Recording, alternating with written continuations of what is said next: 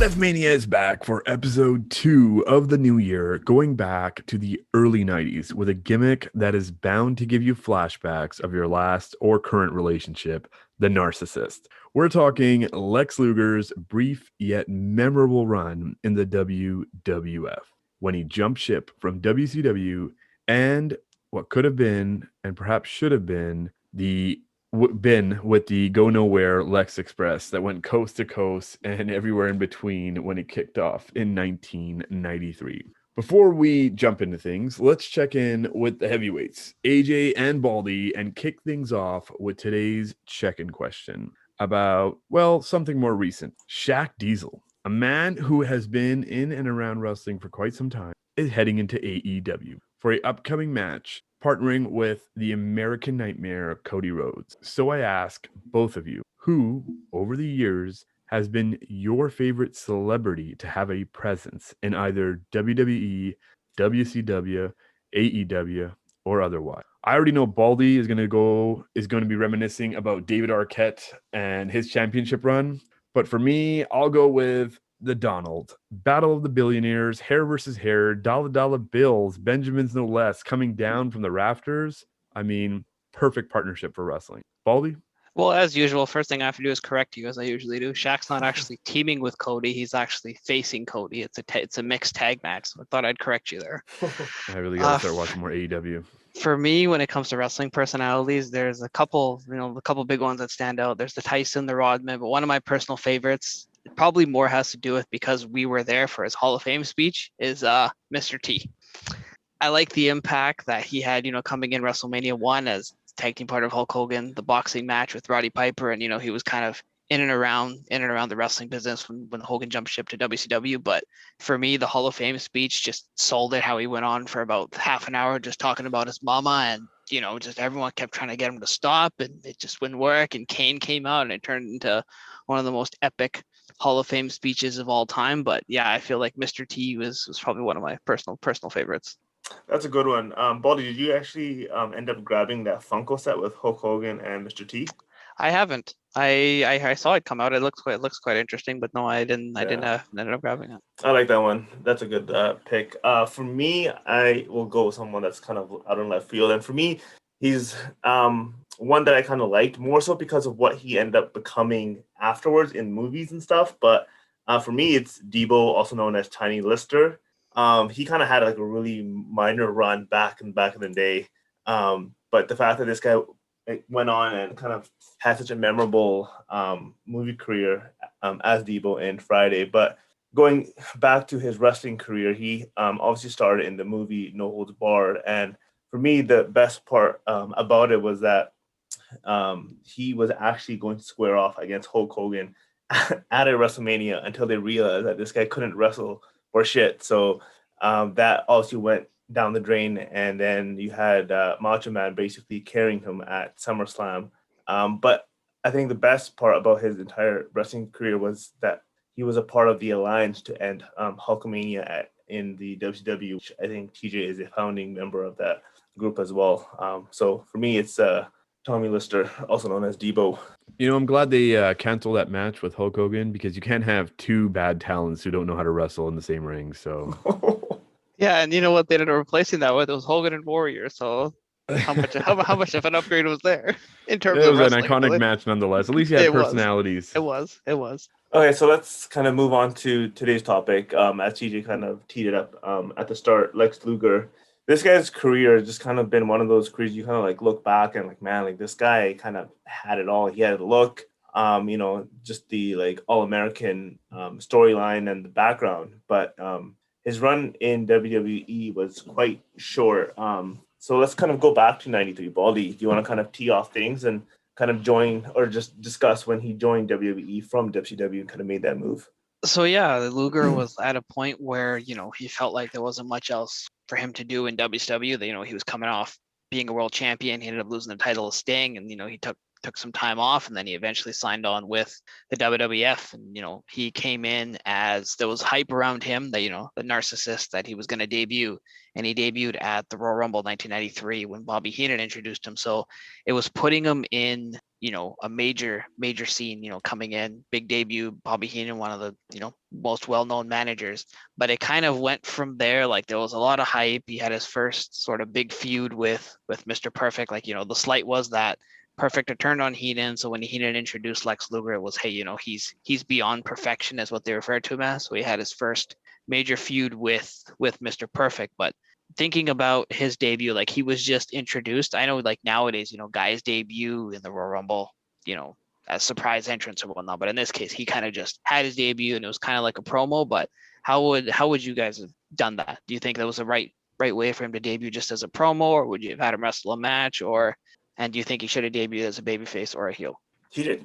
I actually liked the way he debuted. I think they actually did that very well. He has or had the perfect image from what the typical bona fide champion look that Vince, goes for. And in an era that they were obviously going to be looking to replace the Hulkster, what better than this guy?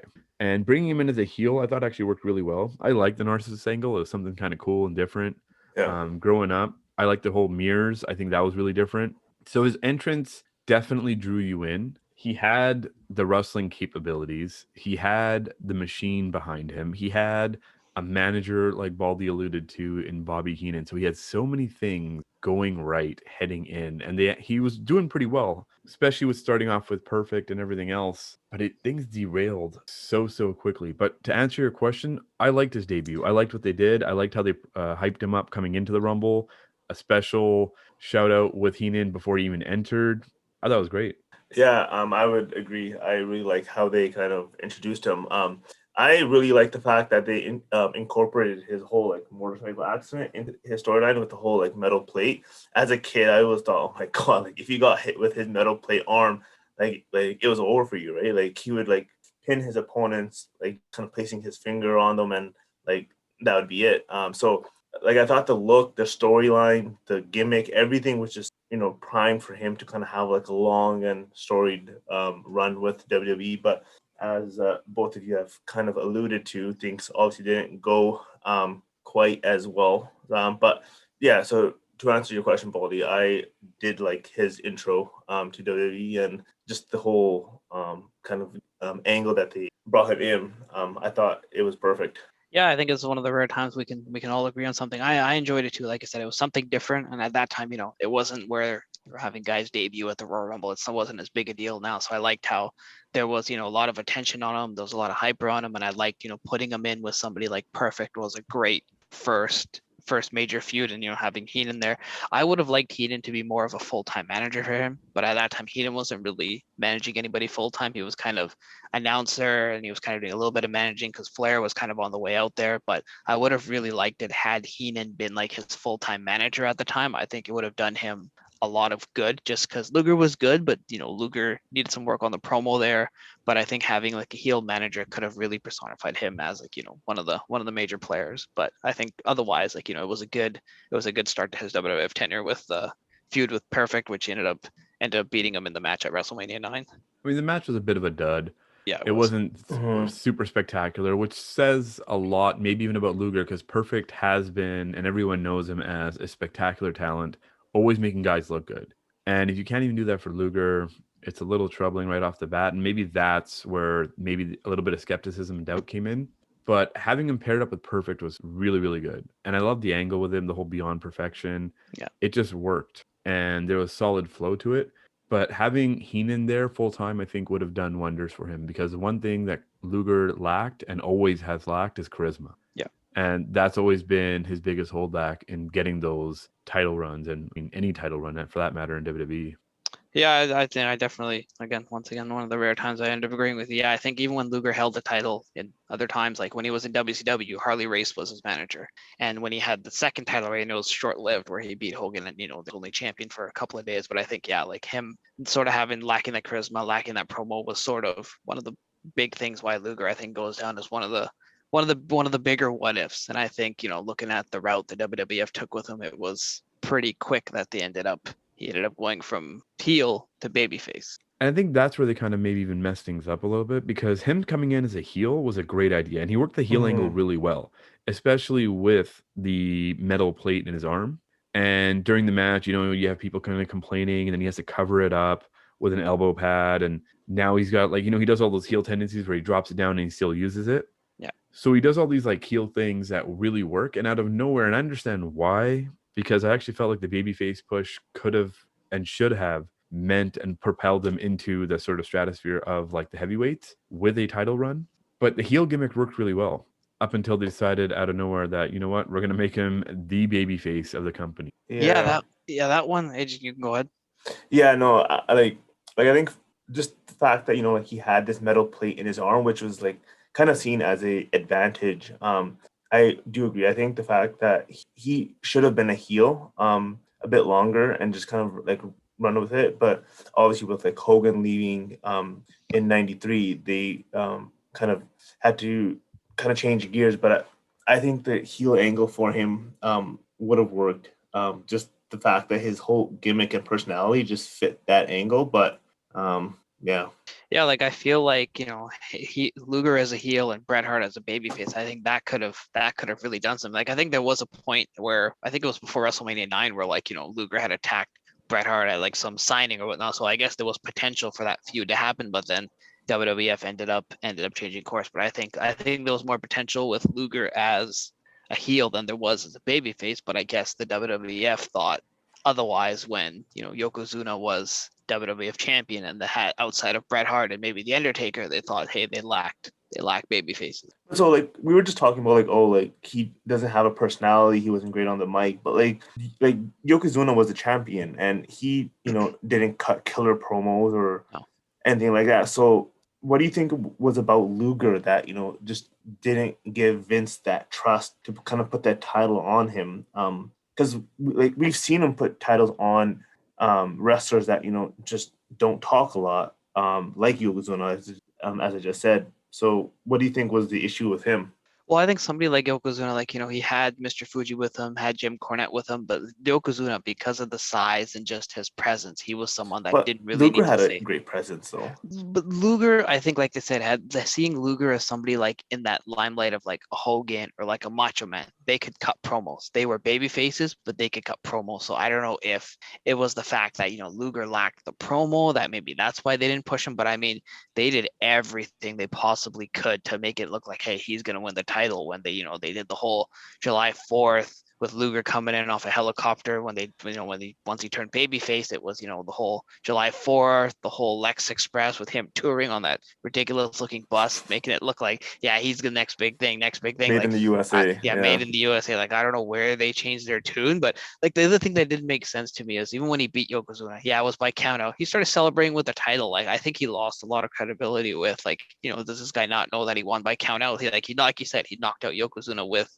the forearm, and then he starts celebrating like he won the title. I don't know. I feel like after that, it really just left a bad taste in people's mouths. I think with the Yoko thing, it's a bit of a tough comparison because heels typically can get away with far less mic skills, especially when you have a mouthpiece.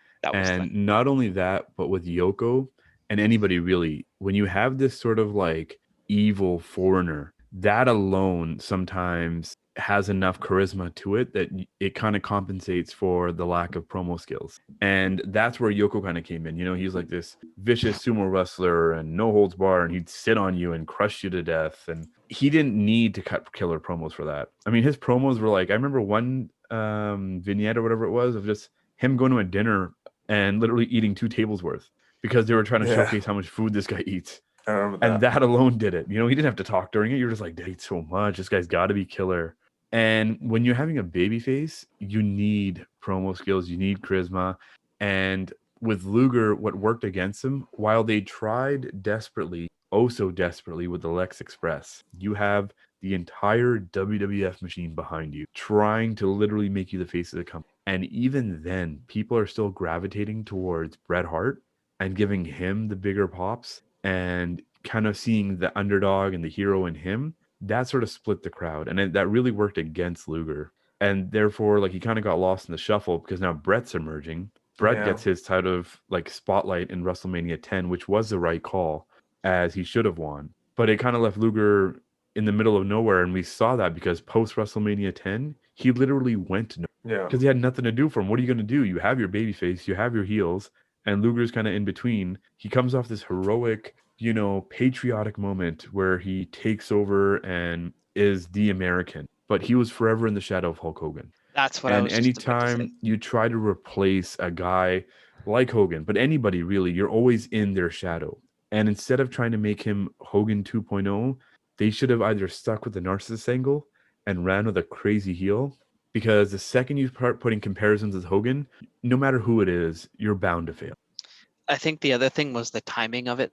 You're looking at when they did the whole July 4th thing, it was about a month after Hogan had left the company. So Hogan had won the title at WrestleMania 9 and they lost it to Yokozuna in June of 93 at King of the Ring. So you're coming off literally right after Yokozuna had beaten Hogan. You end up having Lex Luger come in as Made in the USA. I think It was too soon? I think it was too soon. It could have worked, but I also think like I get why the whole July 4th yada yada yada, Made in USA, but I think it was too soon after Hogan. And also, like you said, Bret Hart was coming off the screw job finish at WrestleMania 9. He was sort of pushed in as the next babyface. But I think Luger was just in the right place, but at the wrong time. Like I think timing definitely works against Luger. I'm Yeah. 100% for you on that, but it's almost like eerily reminiscent of like nowadays wrestling when fans begin to detect when you're trying to force feed a talent to them. Yeah. And Lex Express, the freaking super corny music video, and all this over the top stuff that now the machine is literally pumping to fans. And sooner or later, they get so tuned out and they'd rather go organically to a guy like Hart, who is struggling and trying to make his way and finally gets his shot. But you see the underdog in him instead of this guy they're constantly trying to serve to you on a platter. So why would you cheer him besides him being American? And not only that, but anybody who's not American is going to be like, who cares? So SummerSlam 93. What if? Do you think Luger should have won the title? Luger should have won the title. AJ? At that moment in time, what else are you going to be able to do? The fact that they did the whole countout thing, which was kind of weird to me. I mean, it really did nothing. Unless you're trying to build like him trying to. I mean, the only reason it works and the only reason that you can justify Luger losing at SummerSlam and then coming off a heroic win at Survivor Series and, building up this steam is if he wins it at Mania. But he doesn't. So it's either you take out the double elimination at the Rumble and just literally go full steam with Luger, which you've already pumped so much money into. But it was kind of almost unnecessary. And I'm a Bret Hart guy, and I like the fact that he won. But it almost seemed unnecessary to do the double elimination. And maybe it was like a backup plan because maybe by then they already knew that they had doubts about whether or not this guy could carry the company. Oh, it was, I think 100%. Like the fact that Luger won at SummerSlam, but count out.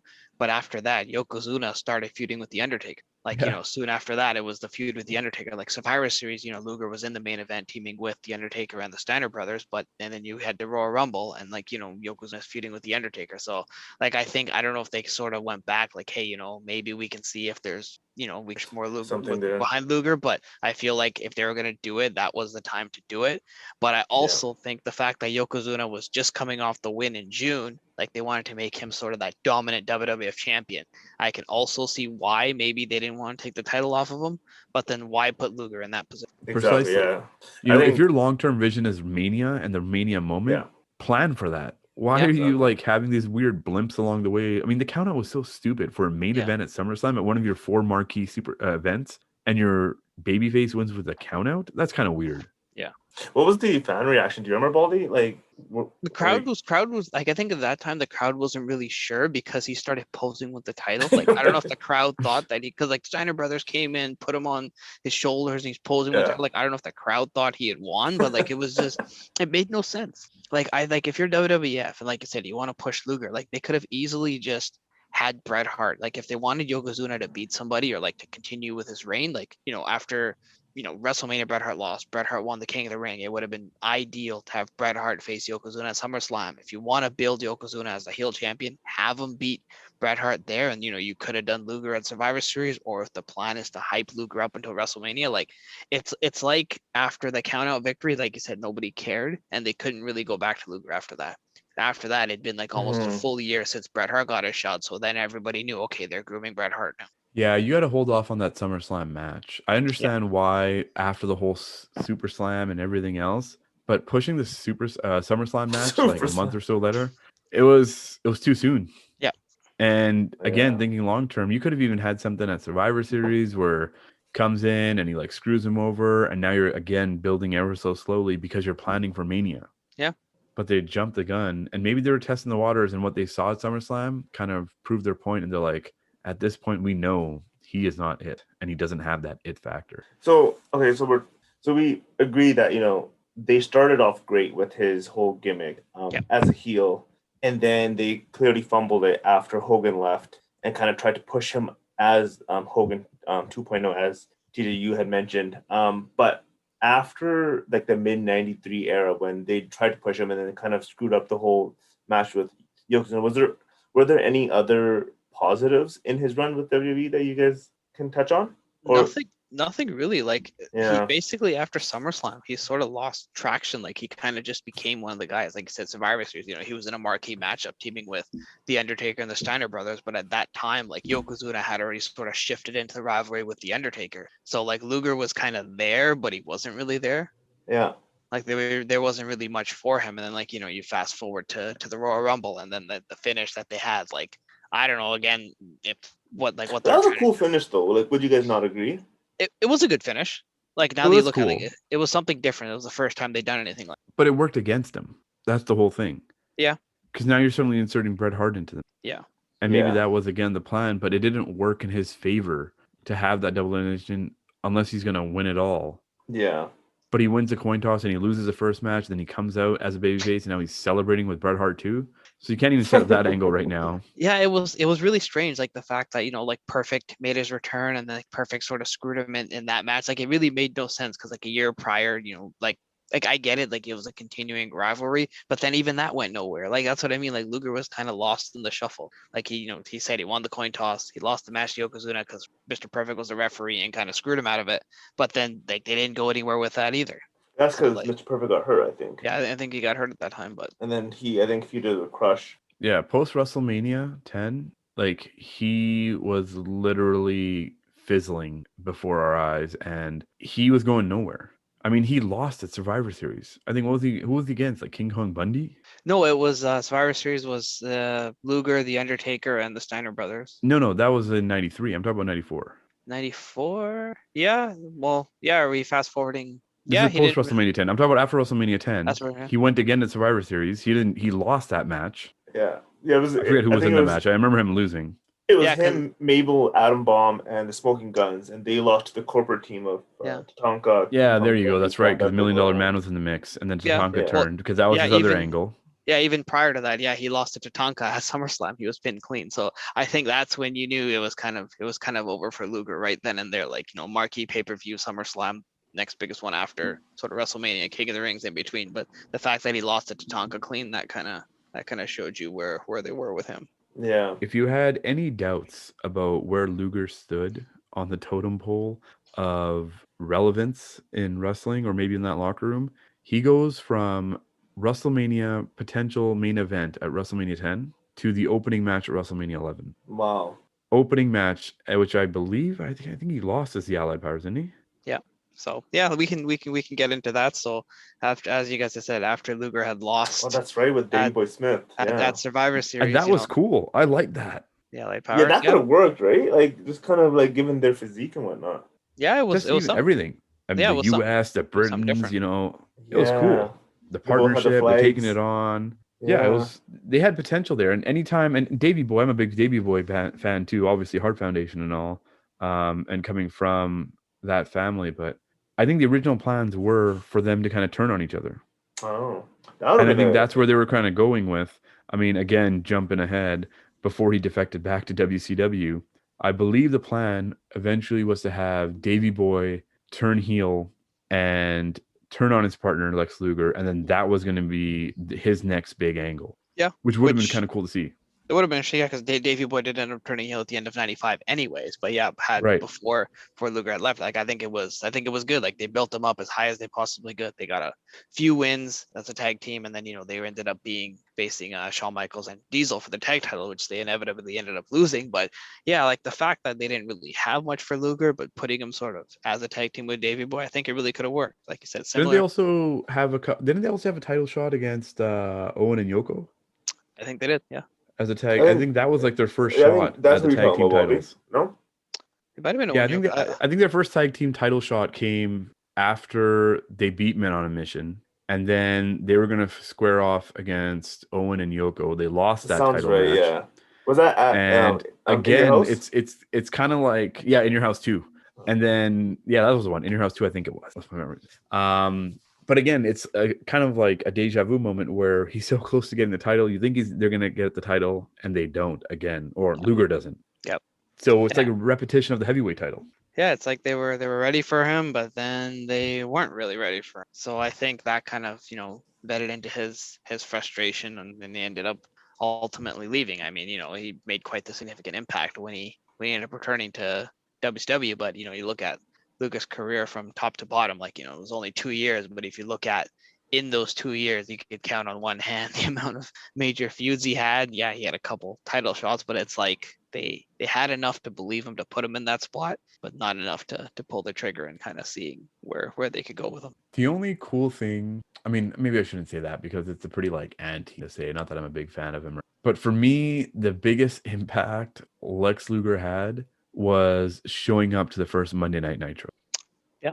Right. To me, that was his biggest impact because that was WCW's literal first shot at the Monday Night War. And that's what literally, for me, sparked things off. When he shows up and now it's like, hold on a second, this ain't like, Wrestling B. They're going toe to toe with the big boys. Yeah, because like I said, he didn't win the title, wasn't a former champion, but the fact that he still had the name value. So bringing him in and on that, first Nitro was huge. A couple weeks later, I think he ended up facing Hogan for the title. So WWE was smart.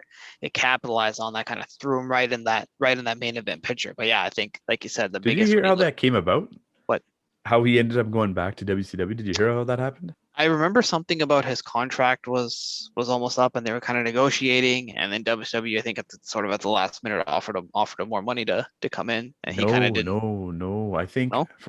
from my recollection, I believe he was just working off of like his contract had run out. Yeah. And like you said, they were trying to negotiate a new deal, but in that time, he was just wrestling without a contract. Interesting. And so this went on for months, not even like a brief time. This went on for an extended period of time. And finally, I think it was Sting, because he's good buddies with Luger. Yeah. Reached out to Bischoff and said, hey, this guy's situation is that he's not even on a contract. We can easily pick him up. And how cool would that be that the Lex Express and all this guy, the money that they poured into this guy, and he shows up for us. And this is when they were priming up for the first Nitro. Yeah. So Bischoff, who has repeatedly said he's not a Luger guy, hates the guy, at least he did. It is a favor to Sting. Yeah, so he reached out to Luger only to appease Sting. Yeah. And be like, hey man, at least I offered it. I know he's your buddy, so I'll keep you happy and I'll offer him something. So he actually lowballed him. Yeah.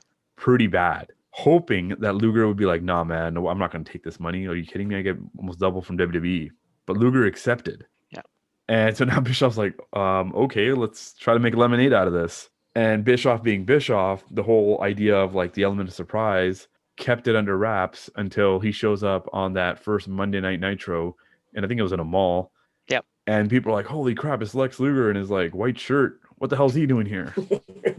But I mean, it's a big shot though, because this is the guy that was the Lex Express, And I'm sure Vince McMahon, a guy who thought he had Luger on a good deal or at least an understanding with him, is probably like, man, I look pretty stupid right now that I didn't even know this dude was going to show up at Monday Night Nitro. Yeah. And at that time, Raw was also not live at that point. Nope. Because they were still trying to like get there. So Nitro going live was the first time Vince probably saw Luger and was like, holy crap, what the hell just happened? He got bamboozled, like Jarul would say. Yeah, like I said, it was the first shot in the Monday Night War. So I think, you look back at Lex Luger's career, almost a little bit forgotten in the WWF, but it was the first big shot that started off the Monday Night Wars, and like they replay that clip multiple times. And yeah, that was actually a pretty cool venue. It was at the Mall of America, I think, in Minnesota, and Yeah. it was quite a unique setup. To me, that's his biggest impact to wrestling. And I know there's probably going to be Luger fans hating on that. Besides maybe the torture rack, which is a great wrestling move to do with your siblings. And AJ can attest to this because he was in probably many torture racks growing up. I mean, it looked phenomenal. Not to mention the flying elbow, which I think I made it into a flying elbow instead of a flying It's a forearm. flying forearm. The elbow was probably a little more efficient, so I kept doing the elbow. But to me, showing up on Nitro and shocking the wrestling world is like Luger's biggest impact. Yeah. Which isn't so bad. Yeah, so like let's maybe talk about that. So like maybe I'll start with Baldy first. Like when you look back at Luger's wrestling career, like what do you first think about, or like what do you think his lasting impact is? Like, I think when you think of Lex Luger, you think of him as WCW through and through, just because it was such a short run in the WWF. When you think of Lex Luger, some of the highlights that he had, even early on, being a WCW champion, and then infamously, like, when he beat Hogan for a second reign on Nitro, even though it was short-lived. Like, I think when you think Lex Luger, you see WCW as like one of the originals and one of the guys that sort of stayed through. Like, a lot of people tend to forget, because despite he had that major push in the WWF never really gave him the title run. So, and it was such a short run. Like, I think when you think Lex Luger, you think WCW. I don't think you'd put him on par with Sting, just because Sting was the franchise, the icon who's out, And stood through it all. But I think Luger's kind of maybe a notch below, but Luger's still WCW. in terms of moments, what are like your first or like two moments, or like your like first moment maybe that you think about when you think of Lex Luger? For me, it's a Nitro win on Hogan, just because nobody had called it when he Yeah. beat Hogan for the title in '97. Like, that was at the height of the NWO. It was at the height of Hollywood Hogan at the time. And for Luger to, speaking of the torture rack, getting Hogan to submit to the torture rack on Nitro, even though the title reign lasted about a week, it was still another one of those highlight Yeah. moments, and nobody had called it, and he got quite the standing ovation with that win. Everyone coming out hugging him, and all the WCW kind of making it look like WCW had a shot after the NWO invasion. What about you, TJ? I always liked his intros. I'm a big fan of the mirrors, the narcissist look. So I like that. For me, that's always a highlight of Luger. It showed that charisma, maybe that was lacking on the mic skills, and it sold well. I love the metal plate in the forearm. I think that was an awesome finisher, or at least like an enhancement sort of move. And it was a great way to kind of work into matches with, again, the elbow pads and everything else. But again, the biggest impact for me, besides the torture rack, is him showing up for Monday Night Nitro, the first episode, and shocking the wrestling world and letting everybody know that now there's two big players in the wrestling world, and you can't just think of WWE or WWF at the time as the monopoly. So I think it was a pretty big move. And for WCW and for Bischoff, huge win. And they pulled one over on Vince, which not many people can say. AJ, what about you? For me, like when I think of Lex Luger, I obviously think of WCW. I think along with Sting, and I guess Flair to a degree were definitely like the pillars of WCW, and definitely kind of allowed them to kind of gain that relevance. That allowed them to kind of compete in the Monday Night Wars. And then just in terms of like himself as a wrestler, just physique obviously kind of stood out just because no other wrestler looked that chiseled. And his kind of like gimmicks and stuff with the Narcissist. I really like that whole angle, and obviously, as kind of TJ mentioned, the metal plate. But I think for me, when I kind of think back to him as a wrestler, I kind of just look at it as a wasted opportunity, because I think he had a great look. And I think if he just was able to work with people that actually like believed in him and kind of gave him that push, because we never really saw that push, at least in WWE. Because I kind of feel like in WWE, I do think if he got that title run, I think it could have worked and people might have gravitated to him. But with Vince not really trusting him, I feel like that definitely hurt him. So I just kind of like look at his career as just kind of a bit of a wasted opportunity, because I think he had a lot of potential that just was a bit untapped. And kind of working with a genius like Vince, I feel like there could have been a lot more if they just had a bit more time and a bit more trust. But see, it's kind of ironic though. Like, you look at Luger was almost in WWF for almost 2 full years. Like, you look at Flair's first run in the WWF. He showed up in late '91 and he was gone by mid '93. And look at what he accomplished. Like, yeah, he was still Ric Flair, but they kind of like they say they put the rocket ship to Flair and they let him go. He won the Royal Rumble. He main evented WrestleMania. Like, even in such a short amount of time, he had that impact. But like you said with Luger, they just refused to. Like, they put the rocket ship, but they didn't let him go full flight. But Flair and Luger, like, those are like two different levels. And like, no, I agree. But both coming over from WCW. Like, yeah, Flair was the bigger name. But Luger, when he came into WWF, was coming off a world title run where he lost to Sting. So he had the momentum coming in. And like you said, I think the fact that they sort of dropped the ball with him, not really sure kind of what they're going to do with him. I think dropping the ball with him early on sort of really kind of ended up negatively impacting. For sure. Luger did come in as a super hot commodity, especially fresh off of a title win and off of a feud with Flair. So, I mean, Flair had gone by then, don't get me wrong, but still, it was pretty recent at that time. So Luger did come in super, super hot. I do agree that he was definitely wasted potential. And I definitely do see him, excuse me, as a WCW guy. Yeah. But he's also an interesting sort of analytical look for wrestling fans because he got the push, but he didn't get the booking. Yeah. And so that's what worked again. Yeah.